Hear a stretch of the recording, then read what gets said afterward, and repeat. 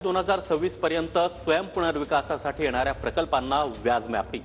मुख्यमंत्री देवेंद्र फडणवीस यांनी ही मोठी घोषणा केली आहे। मुख्यमंत्री देवेंद्र फडणवीसांची अत्यंत महत्त्वाची घोषणा 2026 पर्यंत स्वयंपुनर्विकासासाठी येणाऱ्या प्रकल्पांना आता व्याज माफी असेल असं मुख्यमंत्री फडणवीस यांनी जाहीर केलं आहे।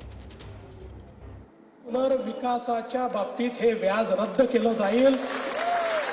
3 वर्षाच्या पुढे व्याज लागेल। स्वयं पुनर्विकासाची इमारत आपण ठरवल्यानंतर 5 वर्षात उभी राहिली पाहिजे, लोकांना तिथे जाता आलं पाहिजे।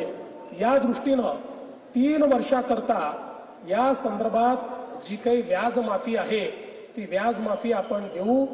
आणि मी तर असं म्हणेन की पहिल्या टप्प्यामध्ये पुढच्या 1 वर्षामध्ये म्हणजे मार्च 2026 पर्यंत स्वयं पुनर्विकासाचे जेवढे प्रपोजल येतील त्या सगळ्या प्रपोजल करता ही व्याज माफी लागू असेल। त्याच्यानंतर तुमच्या रिस्पॉन्सवर पुढचं आम्ही ठरवू की पुढे काय करायचं आहे।